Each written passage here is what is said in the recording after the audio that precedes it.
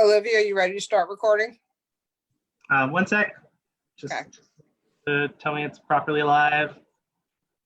It says it's live. I believe it.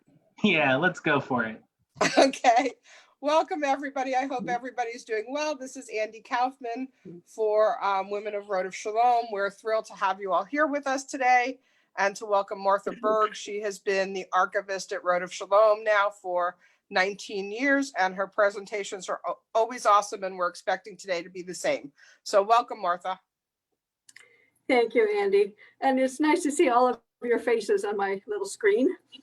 I really want to express my thanks to Women of Rodef Shalom for creating this opportunity for me to do some digging around in early sisterhood records. What I found was really more complicated and layered than what I thought I knew, and I'm going to talk a little bit about that. So if you have questions as I go along, please type them in the chat area, and at the end, I'll try to answer them.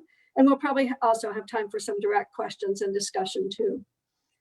For several reasons, I'm going to focus only on the very early period of sisterhood's existence, from its founding in 1906 to around 1920, after the end of World War I.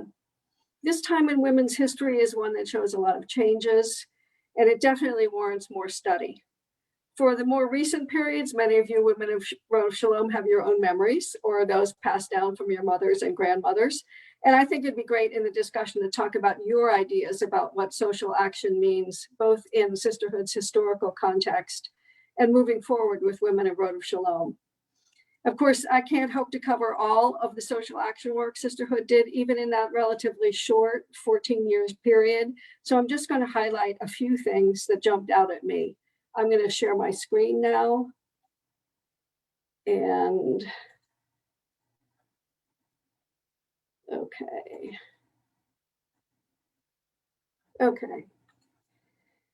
So first, some thoughts about different ways to think about social action, how that concept may be characterized, and how the terms may have changed over time.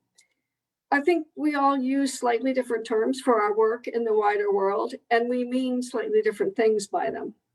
Some terms are relatively neutral, and some can really be quite loaded. Here are a couple of ways I've thought of social action. Your ways will be different, and that's also definitely worth talking about. So the first continuum shows a range from sort of hands-off, in the sense that philanthropy on the far left may require nothing more than writing a check. And if you have sufficient means, that may not even indicate a sacrifice. To, at the other end, all-in social justice work, which I see as a major commitment to changing institutions or changing attitudes or cultural practices. As, for example, we may view anti-racism work at this particular crossroads in history. I put in charity work, which really belongs to another era, the term, but we may have heard our mothers and older relatives describe their community work in that way, so we may have grown up with that idea.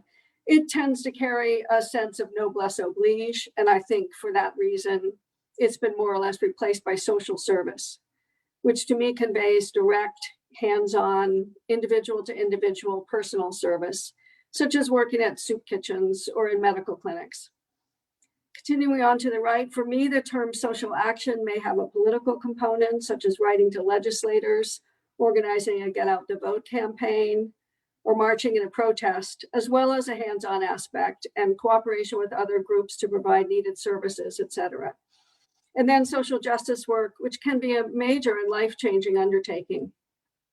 I didn't intend to put value judgments on any of these different types of community work, just to indicate something about the level of involvement required.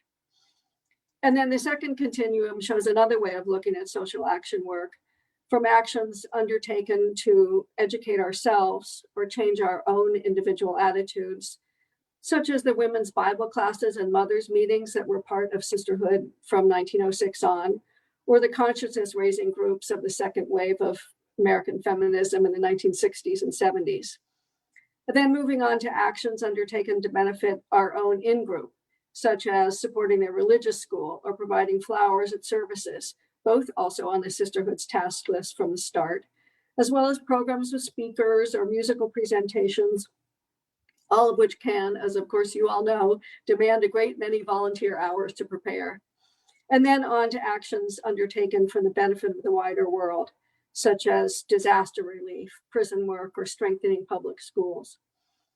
And I want to emphasize that all of these different kinds of activities are needed in different ways and at different times.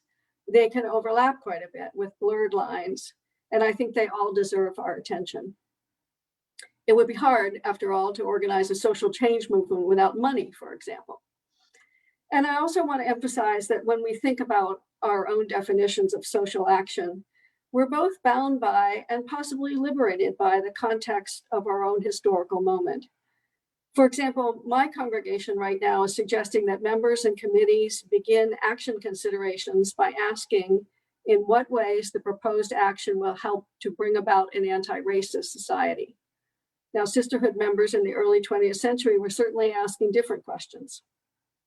It's not appropriate to apply our standards to their time and find them lacking, but understanding their historical context can help us find insight into our own. Now, here's what I thought I knew about the tradition of social action on the part of sisterhood. And many of you probably know this also. The very first action taken by sisterhood at its first meeting on April 18th, 1906, was to take up a collection for the victims of the San Francisco earthquake, which had happened earlier that very day. This was the most natural thing in the world to do, to hear of other people's misery and want to help. The NCJW pledged $50 at its meeting that same week, and the mayor of Pittsburgh had already set up a relief fund to be sent on to San Francisco. This is true. That collection was the first action taken by sisterhood. But here's the assumption I had always made, that a motivation towards social action was perhaps the most important foundation of sisterhood's existence. And since this is an ideal historical moment for questioning long-held assumptions, well, and really any moment would be, and since you gave me the opportunity to do it, I looked at the accumulated record of sisterhood's early years through a slightly different lens than my original assumption.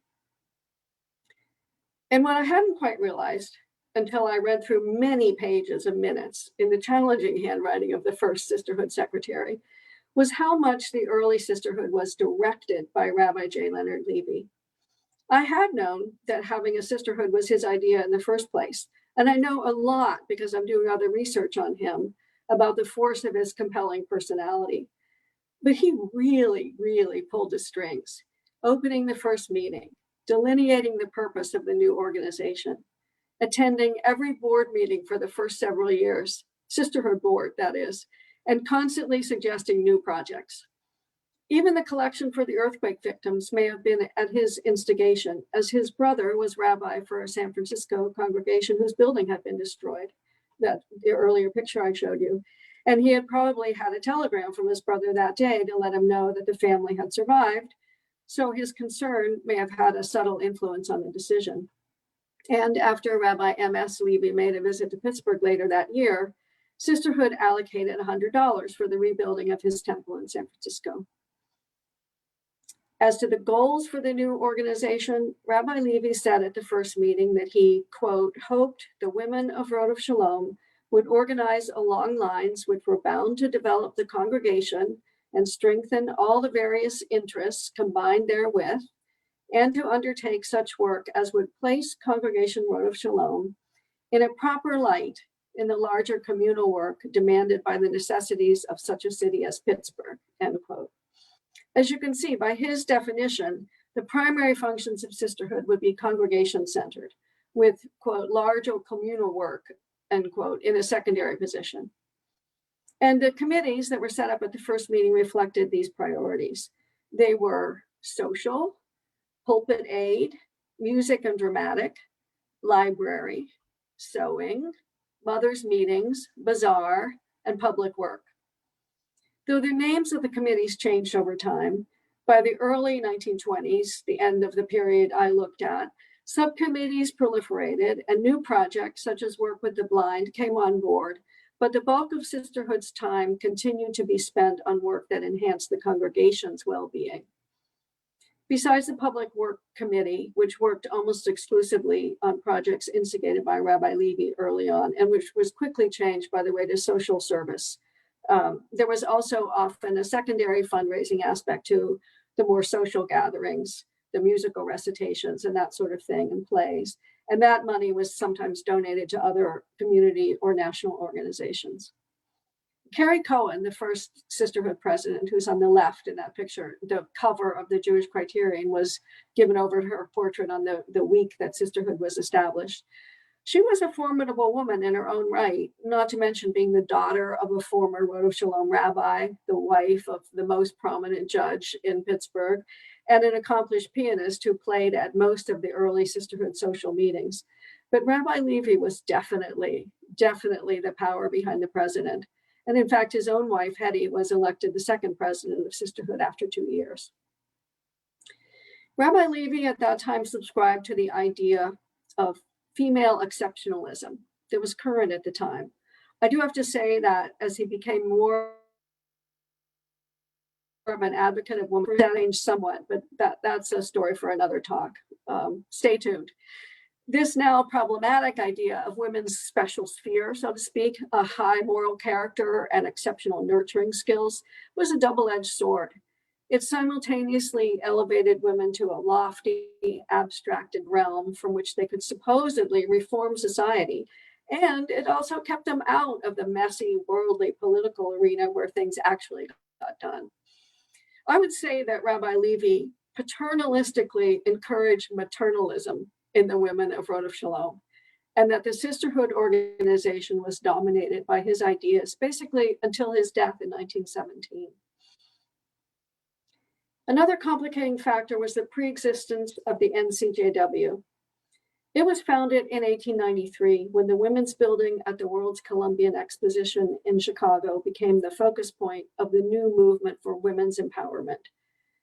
The NCJW envisioned a society in which women, though not yet able to vote, could nonetheless use their moral influence to improve the world around them. The NCJW, whose Pittsburgh chapter was called the Columbian Council in its early years, had a Jewish focus, but not specifically a religious one.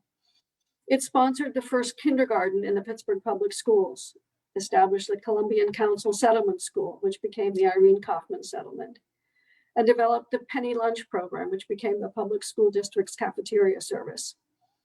Because it intended to be an organization for a wide range of Jewish women, the focus was always on the wider community, including social and political reform. By contrast, the sisterhoods and temple auxiliaries that were founded before and after the NCJW were each affiliated with one congregation and directed the then widely accepted moral superiority and nurturing capacity of women into narrower channels of support for religious education, beautification of temple rooms, and serving lovely food at receptions and after services. My sense is that there was a friendly rivalry, sometimes not quite so friendly, a bit of a competition between the two types of organizations, certainly at the national level, after the National Federation of Temple Sisterhoods, now WRJ, was founded in 1913 as an overall mostly reform organization for congregational sisterhoods and women's auxiliaries. But there was a lot of overlap in membership, and in Pittsburgh, many Rodef Shalom women were active in both NCJW and sisterhood. No matter where the ideas for social action projects originated, Rodef Shalom Sisterhood members stamped them as their own and delivered the goods through cooperation and hard work. Early on, Rabbi Levy suggested that they fund a scholarship. It was sisterhood leaders who decided that the scholarship should go to, quote, a worthy Jewish girl of Allegheny County for a 4-year course in the University of Pittsburgh, end quote. And it was Nettie Kaufman who suggested creating and selling a cookbook to raise money for the scholarship. That was a pretty new fundraising concept at the time, and that has certainly become a sisterhood tradition here. Nettie, by the way, was the mother of playwright George S. Kaufman. As with almost any object of material culture, close examination of our sisters' recipes yields rich information about its meanings. The title page, for example, contained the statement, contributed by many kind hearts and in a worthy cause. But Rodef Shalom Sisterhood is not identified anywhere in the book, though many of the recipes are attributed to individual members by name, or more often by their husbands' names, let's be honest. Perhaps the women thought that identifying the cookbook as Jewish would limit its market, and they certainly wanted to sell a lot of copies. Our sisters' recipes reflects the community in many ways. A number of the recipes originate in German cooking styles. Some are definitely not kosher, so completely not kosher. They do not include traditional Jewish holiday dishes, and they do not demonstrate significant ethnic differences from the mainstream American cuisine of the time. Nettie's daughter Helen drew the frontispiece, which you can see here, a now perhaps cringeworthy depiction of an African-American cook. And that provides the additional information that this was a social group that would have had kitchen help to put on full-scale dinner parties and also probably for everyday family meals.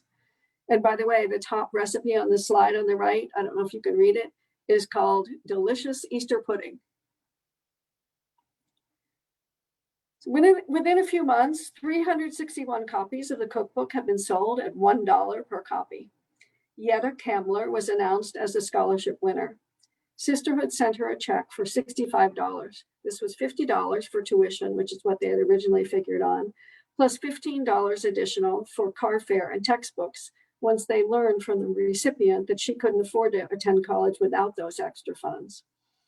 Much later, in the 1950s, Yetta Kamler was a member of Sisterhood. An early Sisterhood project that I like very much is the Boys' Gardens. In the early 20th century, there was a school gardens movement that mostly encouraged vegetable gardening, and often on school grounds. There's a picture here from 1902 of a boys' garden sponsored by the National Cash Register Company. And of course, the same idea was taken up during both World Wars to encourage both boys and girls to participate in domestic support for the wars. The Sisterhood Project was different in that it solicited boys only. It emphasized beautification, not just food production, and it awarded monetary prizes. Sisterhood members donated seeds and tools, and they recruited a group of boys from both Columbian Council Settlement School and the Kingsley House, which was a Protestant community center in the Lower Hill District. Rabbi Levy, I told you he was everywhere, gave the boys a lecture about gardening because he was an expert on pretty much everything. And in fact, he did have a wonderful garden of his own. And a more hands-on gardener hired by Sisterhood helped the boys get started with their gardens. I think if this project were carried out over a long enough period of time, it could be an example of social action that blurs the line over into social justice work.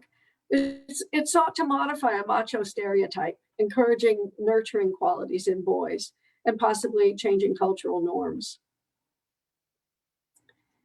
Another project from the early period that I find very interesting is prison work. This again was suggested by Rabbi Levy, and it was just a small part of his agenda for the city of Pittsburgh and beyond. He was actively involved with pretty much every progressive issue of the early 20th century.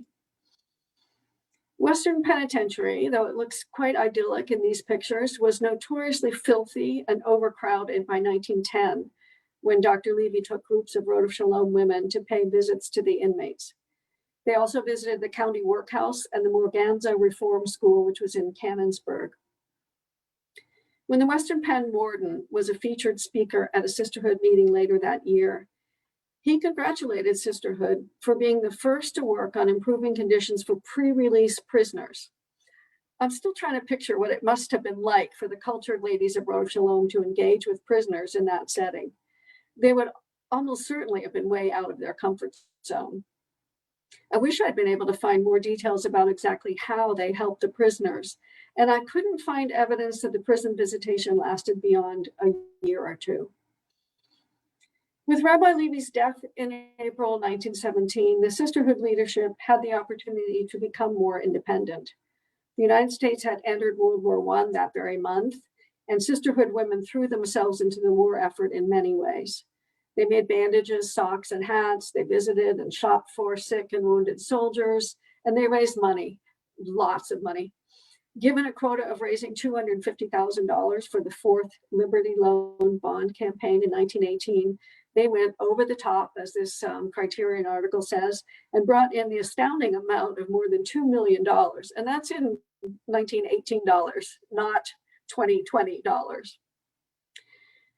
The post-war period was one of prosperity and rising participation by women in politics and community organizations.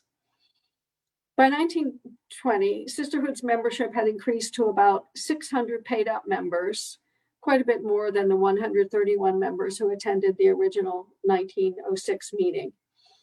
Paid up in 1920 meant $2 for the year. In 1906, it had meant $1 for the year. The Sisterhood's principal focus was still on the temple and the congregation.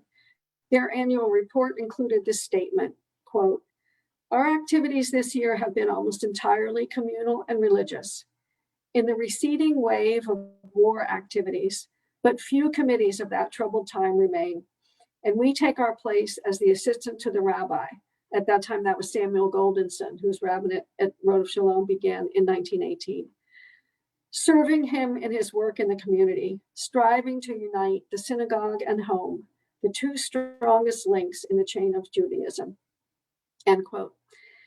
But the Sisterhood women were also getting into working with the blind, raising money for Chinese Famine Relief Fund, working with the Red Cross, and selling National Federation of Temple Sisterhoods union grams to raise money for scholarships at Hebrew Union College. Charlotte Perkins Gilman, the radical utopian feminist author of the story The Yellow Wallpaper, spoke at one of their meetings that year. And then there's always the mysterious automobile committee that appears in their list of committees, whose purpose, I suspect, was probably more mundane than my imagination wants it to be, but I'm still curious about that. Well, and there's one social action committee that I definitely don't want to leave out. It was established at the first meeting and is still working hard today, and that is the sewing committee. The fact that their gatherings were partly social occasions and that in at least one year their work was suspended for months because the committee chair was sailing to Europe doesn't take away at all from their extraordinarily dedicated and reliable accomplishments over more than 100 years. They purchased their first sewing machine in June 1906 and went right to work. Here's a list of their output for 1920. They made garments for the Gusky Orphanage, Jewish Home for Babies, Temporary Home for Children, Zor Home, Pittsburgh Home for Babies, the Red Cross, Hadassah, Erie Orphanage, Irene Kaufman Settlement, United Hebrew Relief, Montefiore Hospital, Pittsburgh Association for the Improvement of the Poor and for Individuals, a grand total of 699 garments made in 1 year. Well, I've had lots of fun reading through the early minutes of the Sisterhood and newspaper accounts of their activities. And I hope I've given you a sense that social action then was not as simple and straightforward as it seemed, nor is it now, when there are really so many urgent issues competing for our attention. And now our capacities are limited in strange ways by the COVID pandemic. The contextual clues of Rabbi Levy's not so subtle urging and the existence of another organization, the NCJW, whose chief focus was social action work, make it easier for me to understand why early sisterhood activities centered on the congregation more than on the community. The next period, with a change in rabbinic leadership at Rodef Shalom, women's suffrage, the Roaring Twenties, and a general expansion of roles for women, will make an interesting comparison. Maybe that's for the next time we talk. As I read through all these reports, minutes, and announcements, I got a real feeling for some of the individuals who were the early sisterhood pioneers, particularly for their persistence and dedication to their chosen committee or project, for their determination to use their strengths for the betterment of the congregation and on out into the wider world. As WRS plans its way through each year of programs and projects, I'm sure the question of balancing congregation-directed and outer world-directed activities is one that comes up regularly. And I'd like to hear in the discussion from you how you all work to create and maintain that balance.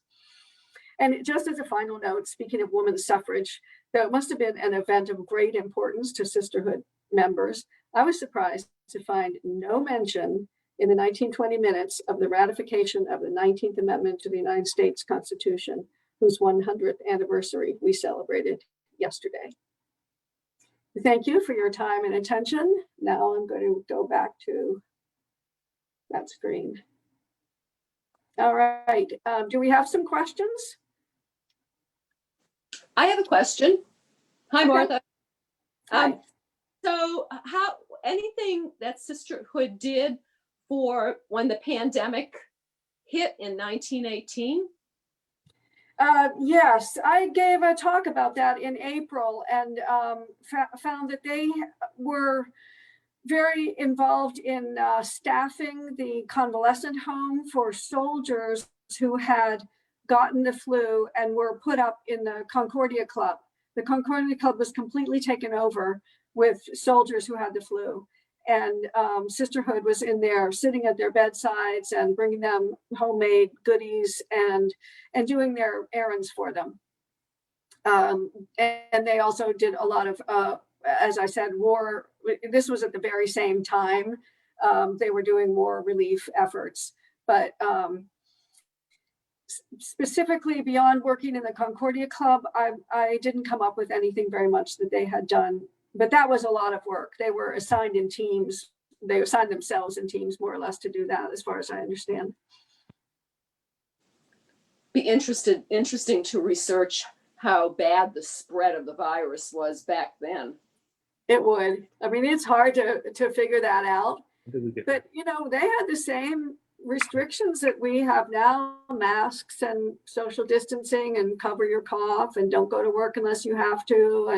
And all meetings were suspended. There were no sisterhood meetings during that time. There was not much going on at Temple, as far as I can tell, either. Hi, Rich. Thank you. Do I Yeah. do I speak or? I think you can speak. Oh, hello. This is Richard Breen. Hi, Martha. Hi. When I was doing my research for our tour of the Rodef Shalom cemeteries, both on Troy Hill and Westview, I was struck in many of the women's biographies that they had gone to Pittsburgh Central High School, which is a remarkable institution, I believe, starting about 1870, and it closed in 1916 when it was disbanded, and the faculty was sent to Shenley High School. It was a remarkable school. It was a testing high school like Boston Latin. And the student body was predominantly the Anglo-Saxon elite of Pittsburgh, going to a school that was located in the Hill District, right across the street from Connolly Vocational on Bedford Avenue. But the minority of the students were German Jews associated with Rodef Shalom, Eastern European Jewish immigrants, Italian immigrants, and virtually from the day it opened, African Americans, and it was co-ed. And when it closed in 1916, was the time that Ellis School actually started, partly to absorb the Anglo-Saxon students who were going to Central.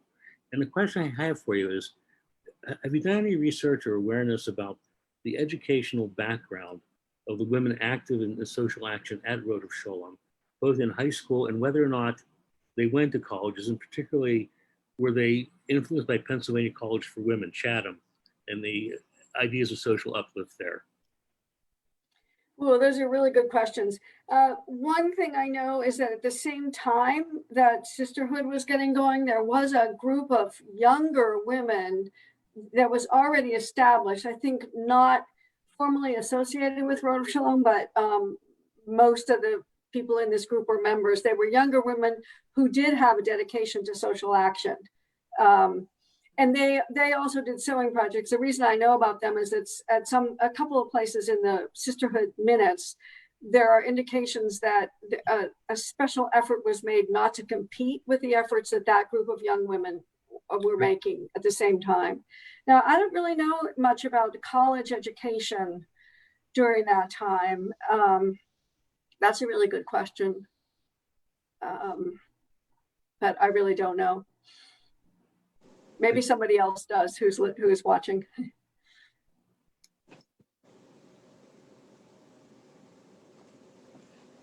Anybody else? How about some answers to my question about how you balance the inner and the outer when you're planning what to do in the Women of Rodef Shalom? How do you make those considerations?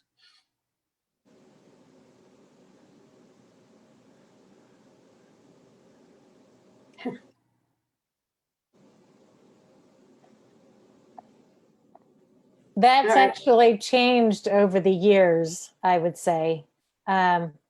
We've tried the let's throw spaghetti up on the wall and see what sticks kind of thing. And we've also tried surveying the women of Rodef Shalom to find out what they want. I even went as far as surveying the young mothers in the family center one year. Mimsy helped me do that, to find out what they want. And so we sort of we did base it on that kind of feedback. This year, I'm very impressed with what Andy has been doing. So kudos to you, Andy. This is a wonderful event. There's 35 people online, and I'm thinking that we've like hit gold here. I think that we should even if we open temple, when we open temple and we keep, we meet in person, I think we should continue using Zoom because people don't drive at night, that kind of thing. So, but I think politically speaking, this year is a hotbed of social justice topics that we can really dive off of and create wonderful programs. So do you have anything to add, Andy? Yeah, thanks, Jan. So it's not just me that's doing it. Elaine has been doing it for years and trying to get it through. And I know she worked with you to do it. I know that Terry's been working on it, Terry Cowan and Terry Starrett. Yeah. And of course, Rabbi Henry, who's the one that's been doing, all of the book and movie things when we're talking about the Black Lives Matter movement and social justice through that. So, I think Sisterhood has always focused on it to a certain extent, but I think we always did it through the wider community. And I think now the opportunity on Zoom, when we don't have the time to do the social events that we've done before that people still want, I would like to be able to do those. I think this is the time to focus on other things. And I think that's why it's working so well on Zoom. I think that's one of the reasons. I don't know how other people feel about that. Yeah, I think the Zoom is terrific. The Prayer Practice and Learning Committee has a group of lectures similar to this planned. Mm-hmm. One a month. Yeah, I know Salem has been working on it, Bill. The committee has been doing great things with that. So I think some of us have figured out that just because people can't get into temple doesn't mean they shouldn't have the same opportunities that we would have could we use a building. Right. And I do think it's nice. There are people that, I know some of the people by phone are people that don't have computers or computer access and they could still be part of this. So it's a good way to reach people in our community that can't always get to temple. I think Jan hit the nail on the head with that. Hey, it's Karen Hochberg. I jumped in late. Hi, everyone. Hey, Karen. I haven't seen people in a while. I think a lot of organizations, where I am out at the Plum Community Center, everybody is finding increased participation through Zoom. Whatever we do when we keep continually open up, if they ever let us open up, I'm going to still offer things on Zoom as well. I'm trying to figure out how to make it happen because a lot of older people may not want to come out for a long time after this, and it gives people the opportunity to attend that couldn't. I mean, I can't believe the increased participation in things that many organizations that I'm on see via Zoom. It's cool. Andy, I think you have I think you have fantastic programs, and it's wonderful having Martha Berg on to talk about social action and your Black Lives Matter series. You've done some wonderful programming, and it's great to, that we can do it on Zoom. And I think Nancy Rosenthal is doing a fantastic job still keeping the sewing group going, which is one of our oldest groups. Yeah, I don't know. Is Nancy on this? I don't know how many things they're making now per year. Nancy, are you on? I don't know if she's available, but I don't know. I know the sewing group is still prolific. Yeah, I'm here, Andy. Hi, Yes, I know. and anyone who wants to join us on Tuesday at 11 o'clock, we're all sitting in our houses, apartments, and working on various sewing projects. And whether it's at temple or on your own, the socializing is a wonderful part of it. And I'm glad to know that it was the first committee. That's interesting. I know that at one point they were the women were making cancer dressings. Mhm. I don't know what that entailed. It's nice to know. And I understand from Caroline Liston yesterday that people are buying sewing machines, and sewing is picking up again since people are stuck at home. So maybe we'll be able to get some more people involved in the near future. Well, and no one is sailing on ocean liners to Europe right now. So Yeah. as you Right. said, we're all stuck at home. Yeah. Well, and we call it the sewing group. However, it's sewing, knitting, crocheting, Right. whatever. It's just that the products we make go to the gift corner to help support things for Temple. Martha, Sharon has a question for you. Sharon asked if there were times when sisterhood and the rabbis were at odds with their issues. Well, that's an interesting question. The sisterhood records, the minutes that I read, you have expectations for minutes because they detail meetings, but minutes, whether it's of the board or the sisterhood board, they have a tendency to say things like a free and frank discussion was held, and they don't say who said what, and they don't say which side anybody was on. I think in those early years, honestly, Rabbi Levy had such a powerful and magnetic personality. And if you want to hear more about him, I'm giving one of those talks in the Prayer Practice and Learning series. I think not until January, though. I think he was he was the kind of person that you just can't say no to. So I think that the sisterhood women were very willing participants in his projects. And they certainly, from what I could tell of the sisterhood group, they would probably not have done prison work by themselves. That's just a guess. There's nothing in the minutes that says, oh, we were scared to do this. But my guess is it would be pretty scary. But with Rabbi Levy there, they could do anything. And because there was so much in those early records, I really didn't look much beyond 1920. And I'm sorry if you were expecting more of a survey, but I just couldn't figure a way to do it because I really wanted to get at these issues about inner directed versus outer directed, and how we think about the work that we do as fitting in with the mission of the organization. So that's what I really ended up focusing on in my reading. I'm sure there were times when they didn't all agree, and I think in later years, sisterhood was more assertive about that. Martha, I wanted to answer a question that you had about the vote and why sisterhood didn't make a big deal out of it. National Federation of Temple Sisterhoods, which is now WRJ, made a huge deal about it at that time, on that day. So they probably piggybacked on or NFTS's actions at the time and didn't feel like it was, their thing to work on or talk about. I don't know, but that's just okay. That's helpful. Yeah. So Martha, I have a question. Did you come across any evidence that these early sisterhood years, there were efforts toward feeding the hungry? Good question.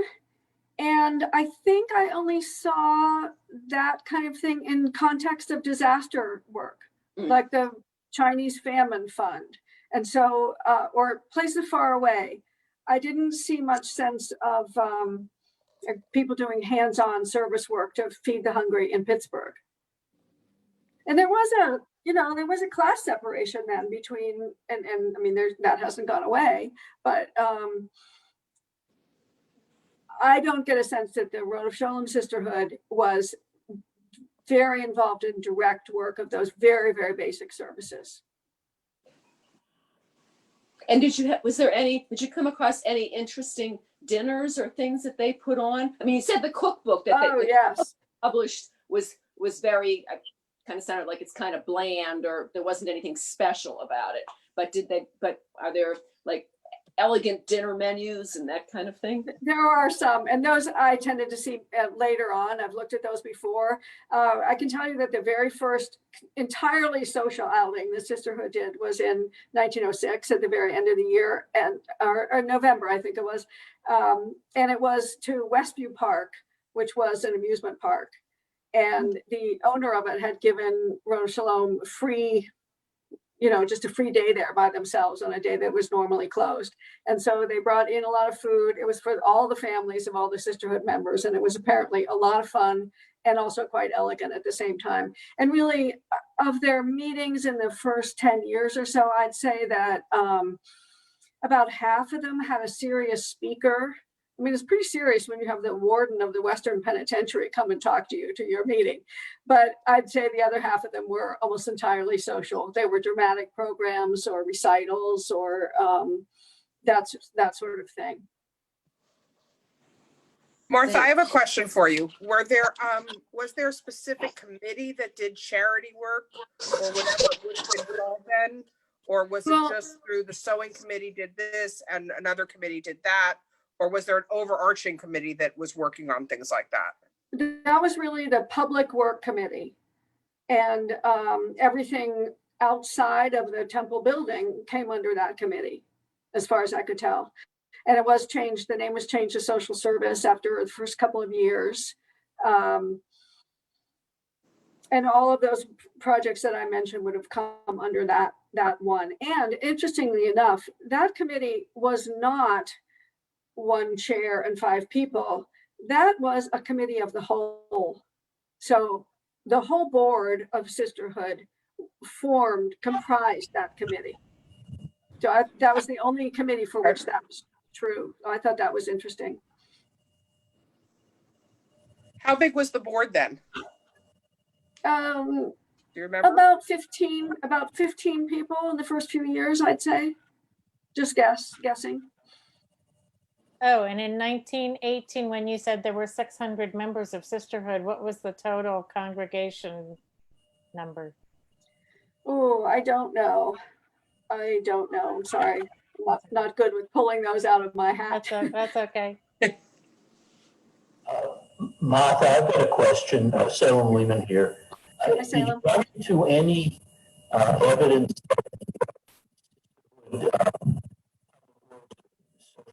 I'm not hearing you well. Can you hear me now? I think so. Yeah. Better. I'll speak up.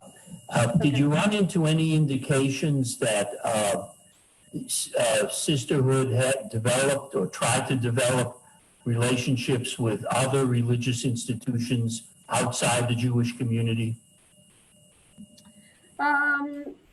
Well, I think when they associated with Kingsley House, that was run by a Protestant group, as were some of the orphanages that the sewing group committee provided clothing for. There's some reference in the minutes to Rabbi Levy thanking the women for helping with services at the Robert Street School. And now I can't remember which, definitely an Orthodox congregation. That was, I thought, interesting. Rabbi Levy did a lot of interfaith work and, I'm sure he encouraged the women to do that, but specific links, like from one women's group to another, I did not find evidence of that in the early years. I hope you'll include that comment that you just made about Rabbi Levy in your prayer practice and learning presentation in January. I am learning so much about Rabbi Levy. You won't believe it. New things that changed my way of looking at him. And this one, the fact that he was so kind of heavy-handed he was very magnetizing. There's just, everybody says that about his personality. And so it's in some ways not strange that he was really the power behind the sisterhood, but it was pretty heavy-handed. And I was surprised at that. I really was. But it was a time when the women were not going to say, hey, wait a minute, this sisterhood is for sisters. So. Martha, we have another question in the chat box.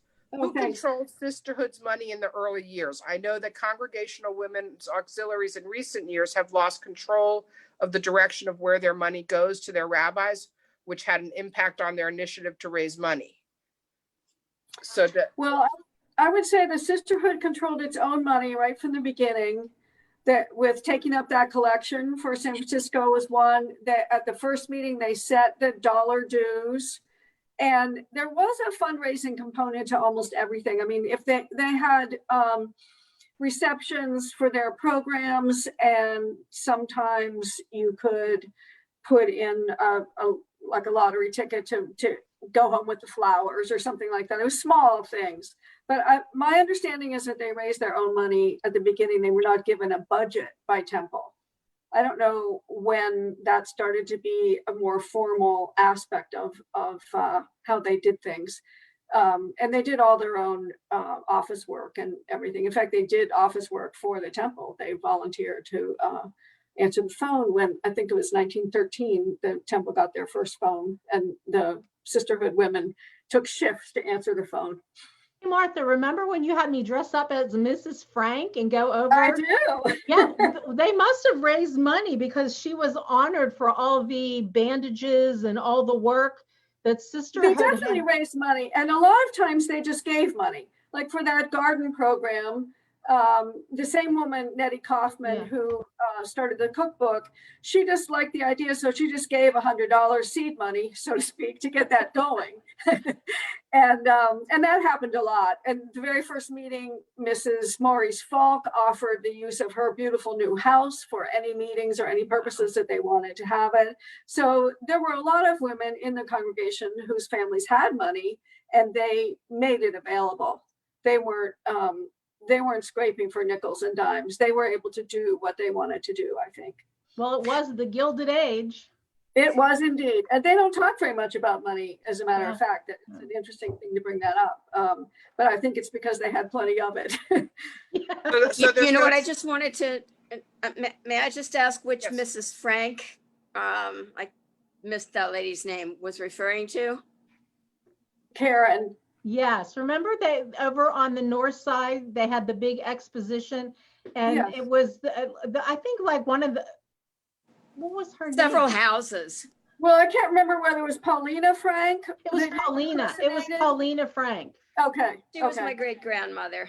Really? It was that's so my cool. family. Yeah, it was. She was honored, and they recreated the program. Yeah, it was cool. Oh, that would be it. Yeah, I'm looking at their portraits right now. Oh, that is so wonderful. Yeah, it's neat because, you know, my family history goes back in the temple. So cool. That's great. That's right back to the very beginning. Very. Yeah, in fact, my great-grandfather, well, second great-grandparents, I believe, you know, William Frank, I believe he purchased the land for the Troy Hill Cemetery and donated it to the temple. He was in a small group of people who purchased that land, and they started it. Okay, good. And one of his children was one of the very first baby burials there. Yeah, I can't remember. I'd have to look it up, but cool. Martha, here's an interesting question that Shelley asks. Have we contributed our cookbooks to the RAW, which is collecting all Jewish cookbooks from area congregations and individuals? You know, I meant to check with Eric on that, and I did look at the History Center catalog, and they do have a copy. I think they have 2 copies of Our Sisters' Recipes, but I don't know about the other sisterhood cookbooks. I may have some duplicates of them in the archives, but that's a great idea to make sure that Eric has our full range of cookbooks. Yeah, that would be great. If you need help with it, let us know. Okay, I'll pursue that. Olivia said Jocelyn has a question. Jocelyn, can you unmute yourself and ask the question? Yes, hi. So women of Rodef Shalom and Sisterhood are the same, if I'm not mistaken. If so, why did the name change, and when did it change? I can answer that question. Good. This is Jan Shaw, Jocelyn. I was the president when it changed, and I was actually the driving force behind it because women of Reform Judaism had changed years and years ago, and I'm involved on the North American WRJ side as well as the Atlantic District side. And all of the sisterhoods and women's groups were changing their names to Women of.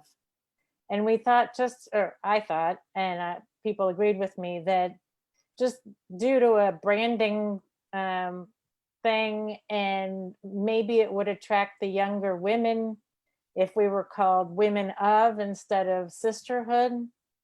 As I found out, since the name has changed, we're still calling it Sisterhood, and I'm guilty myself of referring to it as Sisterhood sometimes. Old habits die hard, but I feel good about the name change, and it's more uniform among women of Reform Judaism, women of Rodef Shalom, although it's confusing at times. But so that was the reason behind it, and it just happened.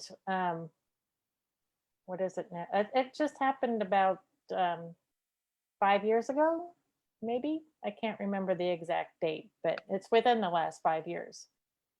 But it's interesting because in 1993, when I was president, it used to be the National Federation of Temple Sisterhoods. Right. And then when I went out of office, I think in around 93 or 94, it became, the Women of the Women of Reform Judaism. Right, right. Okay, so Susan has her hand raised. Susan, are you unmuted? Can you ask your question? Yes, I was wondering if Martha found any mention of Zionism or any interest in it during those early years. I can pretty safely say I did not. That was not a concern of sisterhood at that time. I can't think I saw even one mention in the board minutes of Zionism. Even, well, the national meeting of Zionist organization was in Pittsburgh in 1903, so that was before our sisterhood was founded. But no, really, generally, it was not a preoccupation of theirs at all. Thank you. I was just curious if Brotherhood started around the same time that Sisterhood did, or was it just sort of always there along with the congregation? No, it started much later, Ruth. It was started, I believe, in 1916, and that might even have been a false start. Again, it was Rabbi Levy who really wanted the guys to get together and do something. So, but I think, I can't remember exactly when it really got going, but it was started quite a bit later than Sisterhood. Martha, you were talking about the fact that there were women that were willing to donate money to do different events. Was there any kind of fundraising committee, or did they not need to do fundraising activities because they had women that were willing to donate? I think the latter. There was maybe 5 years after it got started, there was a publicity committee, but I think that was just to notify people of what was going on. I don't think it had a fundraising component at all. No, I wasn't. I think, they often took up a collection at meetings because that'll be noted. And sometimes that was just for their general coffers. Other times it was for specific things. Okay, Martha, another question is, did Sisterhood have any role in Shiva activities? I don't know. That did not appear in the board minutes at all, or in the annual reports that I read. I don't remember seeing anything about Shiva activities.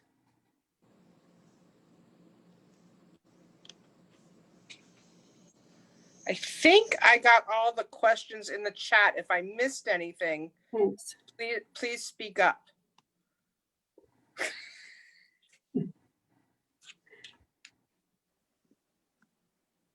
Are there any other questions? I will take that as a no. Martha, thank you so much. We really appreciate your time and all the effort that you always put into whatever you're presenting. And I know everybody would agree that we always learn a lot. Well, thank you. And you know that I learn a lot from doing the research and really trying to think through the questions that come up for myself. So I'm glad to share that with everyone else, and I really do enjoy it. And if you want another talk next year or sometime about the later periods in sisterhood's development, I'd be happy to work on that too. Thank you so much. That would be great. That would be Thank you so great. much, Martha. That was great. Thanks. Thank you.